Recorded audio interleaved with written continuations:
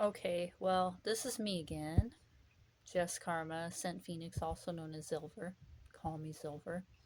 And that first video was me ranting about everything right when I first got out of bed. Now I've had a little bit of time to wake up, and I am going to be thinking about dressing up and dancing and singing because I'm trying to make some momentum for these projects, my art project, my humanitarian project.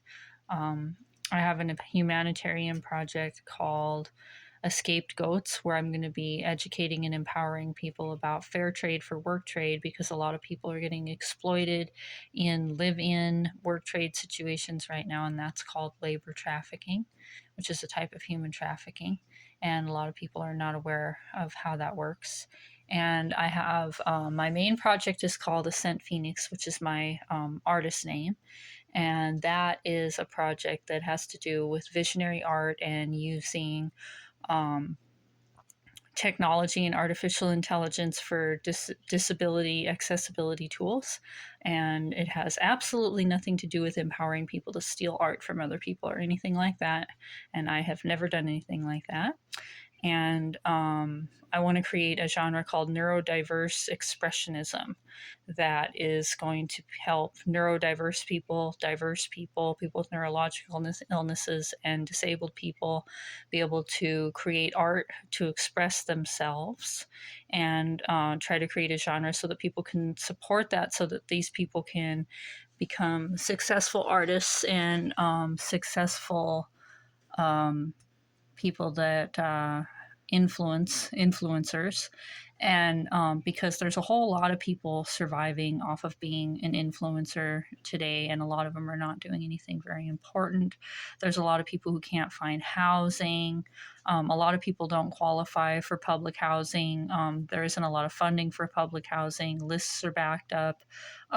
A lot of people can't live in shelters. A lot of people don't understand living in a shelter probably means, at least at the very least, sharing a room or being in a room with a bunch of people that are sick and on meth, and people who steal from you. And it's not a rehabilitative situation.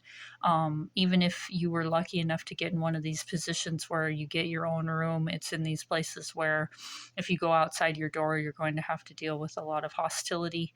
And those of us that are very disabled can't deal with those kind of situations. And there's a lot of chronic and rare illnesses that go misdiagnosed and undiagnosed. And even if you get a diagnosis, it's really hard to get deemed not able to work these days. It's a lot of work. It's not something you can do without a sustainable place to live. Um, Basically, there's a lot of people falling between the cracks. And me personally, I have a successful jewelry business I haven't been able to run because I would need my own room. I would literally need my own room, and enough room to have all of my supplies to be able to do that, because I'm not going to just sell my jewelry for not fair trade prices when I have a successful online business.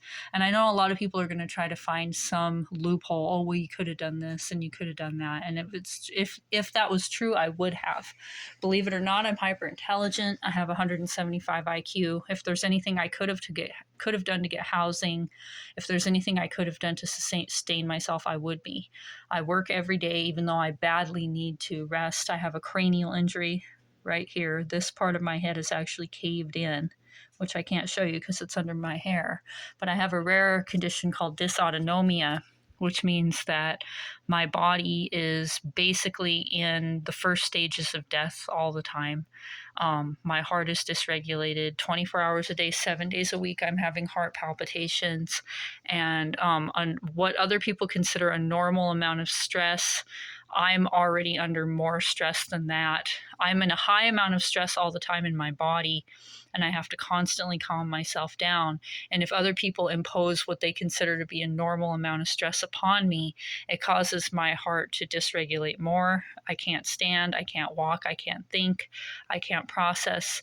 I have to have a non controlling, non invasive, non stressful living environment. And so that's really difficult, because when you're doing work trade, people think they have the right to stress you out and pressure you. And people don't want to leave you alone. And then a lot of times you end up doing more than what's fair trade.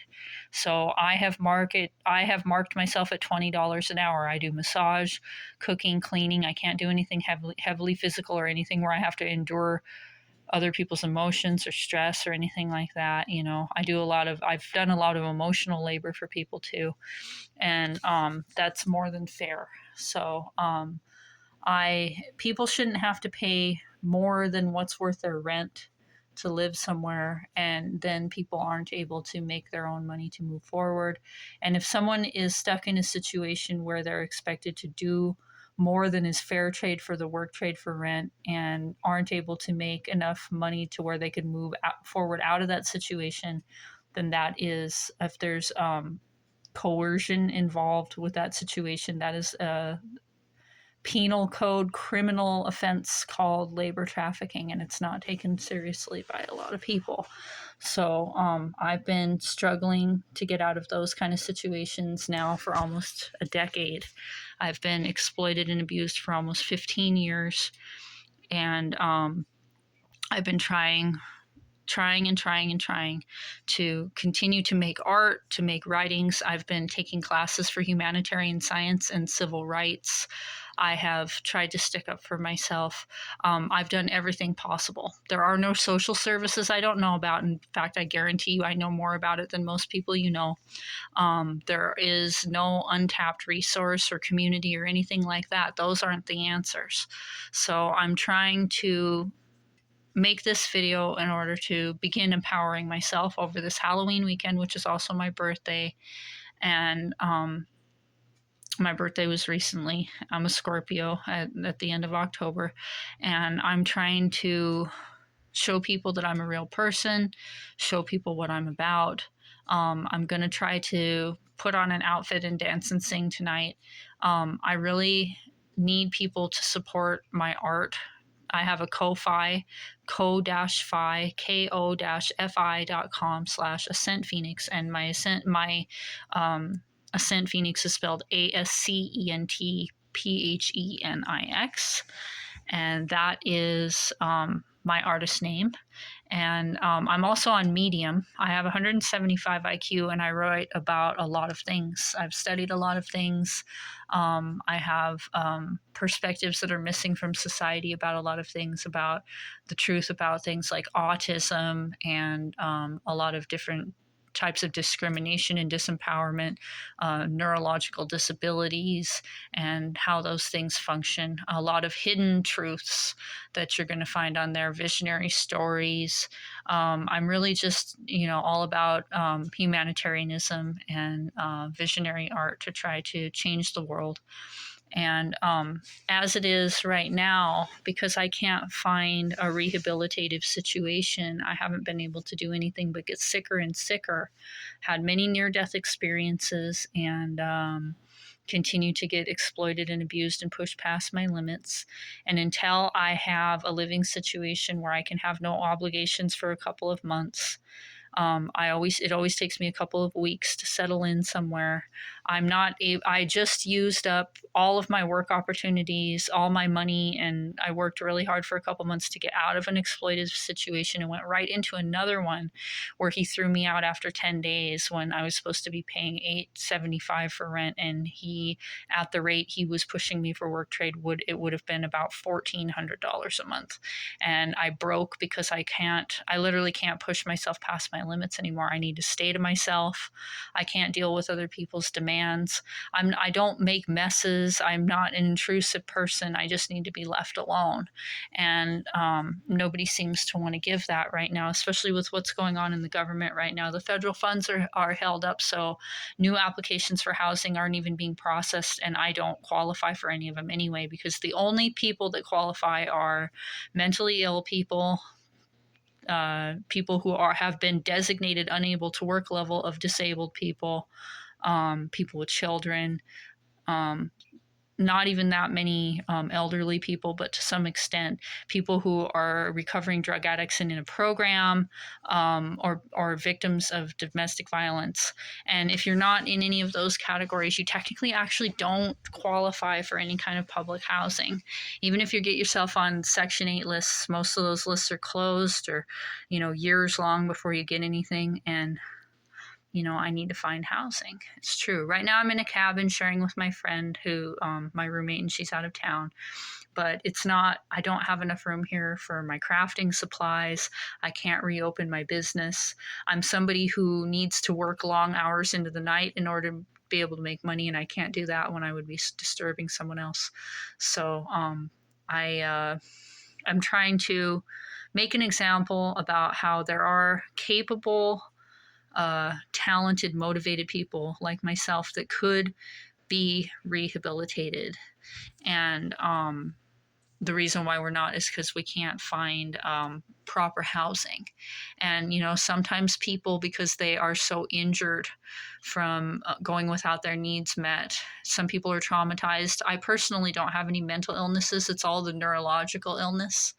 But we need to recoup. We need to heal. Sometimes healing doesn't take days or weeks. It takes months or years for people who have had really deep neurological injuries, especially. I'm personally trying to see if I can do something about this cranial injury, which I haven't even been able to get proper medical care for, because it takes a lot to convince Medicaid doctors to want to give you a scan. I haven't been able to have primary care because I've had to move so much. And everybody wants to treat me like I'm this transient person. I have a gigantic amount of belongings, businesses I need to run. I'm a normal person. I've had my own room up until this point, and police just want to take me to the rescue mission. They don't understand. So there's nothing social services can do for me. And I'm not the kind of person that can share a bunk with a coughing person next to me on and be able to work my way up from flipping burgers. I'm somebody who has always been disabled and is extremely disabled now, to the point where a moderate amount of stress causes my heart to go up to 150, 200 BPM. That's called tachycardia, which is the predecessor to a heart attack. My autonomic nervous system, which is basically what runs all the organ functions in your body, is always dysregulated. My heart I'm having palpitations all the time, which means I'm in the first stages of death all the time. Most death is what is called autonomic collapse. And it's very easy for me to go into autonomic collapse. I only have about 6 hours of activity I can do a day. And I really push to do as much as I can. In a good situation, I've been able to get up to 12 hours after many months of being isolated and left alone. But if I wake up to everybody else's emotions, demands, thoughts, feelings in a house every day, things I need to process, do different, I can't. And so I don't interfere with other people, but people don't understand what it's like to let somebody live with you and actually leave them alone. People don't understand how to let somebody do work trade without constantly bossing them around. And I literally can't handle any of that kind of stuff. I'm a very considerate person. I cook and clean and massage and help people as much as I can. But to be honest with you, it's 10 hours a week at $20 an hour is work trade to pay $800 a month rent. And that's literally as much as I should have to do. There shouldn't be any added social obligations to that, or any other kind of obligations to that. And when people, it's difficult for people not to take advantage, and I really need to heal, or I need to find somewhere that'll let me die. That's the two things I can do at this point. I've been fighting for freedom for 10 years. I've been shipped from one situation into another, because you're in one situation and then they use you up and exploit you until you break and you can't do it. Then you're very desperate and you have to go into another situation. It ends up being the same thing. They use you up and exploit you. And then when you stick up for yourself or break and can't keep up with it, then they move on to the next situation. So I've always been doing I've been doing so much work trade that I have gone uncompensated for over $200,000 worth of work in the last decade. People just there are a lot of people that pretend like they like to help people, or say that that's what they're doing, but they're really trying to take advantage of people because they think they can. When people are disempowered people, they think, oh, the police aren't going to believe these people. They think, oh, these people aren't going to be able to afford to sue me. And because we're always in fight flight and barely able to get onto the next survival situation, they're mostly right. I haven't been able to get primary care. I wouldn't have been able to sue anybody. I don't have enough evidence for the DA to take cases seriously, but I have enough to prove that this all really happened to me. And you can call all the hotlines in the world, and all they do is refer you out to other people. And the referral chain or loop, however you want to look at it, it doesn't include anything that actually directly, tangibly helps people with finances or safe and secure housing. That doesn't exist. So I think these illusions need to be broken. The fact that human trafficking, as far as labor trafficking, is 77% of human trafficking, is something that people need to realize, that lots of people are getting coerced into living situations and being exploited and taken advantage of and not getting fair trade for work trade. Because if I was still in a lot of times doing up to 50 hours a week, I would have easily been able to get out of those situations. But that's not something you need to do just to have a room, and a lot of people pretend like they want to help people, and they actually want to take advantage of people. And a lot of these people are upstanding citizens, people that you probably think are kind, nice people or whatever. People just assume that everybody that somebody takes in and then kicks out did the wrong, but you never know who's actually a trafficker. And that is a type of human trafficking. It is a penal crime. It's difficult to have enough evidence to get them to take you seriously for a penal crime, but you can, if you have stable housing and enough time and energy and can educate yourself enough on taking them to court for civil reasons. But all of this requires not being in fight flight, brain fog and fatigue. Neurological illnesses are often accompanied by people who have been through a lot of abuse. Mine has progressed to the point where it's 0% mental illness. I don't have PTSD or any other mental illness, and that's something that they always see when I go to the emergency room. It's gone deeper into my nervous system, and now it's to the point where my heart just ends up going way too fast and then starts stopping. I start dying, and I've been through so much and not been able to escape for so long. And that's why I want to empower people, because right now autistic people are getting abandoned, people with disabilities and neurological illnesses, and everybody just assumes that we're all, incapable just because we're not able-bodied enough to live in a shelter and flip burgers and start from the bottom like that. That means we're not able-bodied. I easily could work 20 hours a week, which is like whatever the, the standard is these days to be considered worth anything. I could easily do that, and I do that, but I don't get any money for it because I don't have a community. And that's the main thing, is that if you don't have a community, it doesn't matter what you do online. Even though making an online career is something viable, if you don't have a certain niche community, if you don't have people who like and comment, who will watch your videos, who will support you, donate to you, support your art, so on, then it's like it becomes relatively impossible. I was personally exiled from a community that I volunteered for 10 years. And when I was doing well, I spent $10,000 a year taking care of other people in my own healing center. And I was exiled from that community because I was abused, and I opened up about it. And because I was seeking support because I was sick, and that community turned against me because secretly they were empowering labor trafficking. And there's a lot of that going on in communities that people don't realize. So it's important that I want to start educating people on this. I want neurodiverse people, which is like autistic people, ADHD people, to be able, the ones that are very creative, motivated, and talented. A lot of them already have art. Those people deserve to be able to become influencers and be supported. And that is viable because there's a lot of able-bodied people right now with unimportant, uninteresting content who are still supporting themselves, you know, and you just got to really think of like how many dumb things do you look at every day? Everything you look at is putting money in somebody's pocket. So you could focus that a little bit. We could make this genre that could help people that, you know, actually really need the help. So those are the two things I'm really focused on. That's the EscapedGoats project, which is about the human trafficking in the form of labor trafficking that I just described to you, and helping empower people. I want to explain all the legal things about it. I want to explain how people can empower themselves. I want people to recognize it. I want people to stop. A lot of people need to realize it's probably happened to them or happening around them.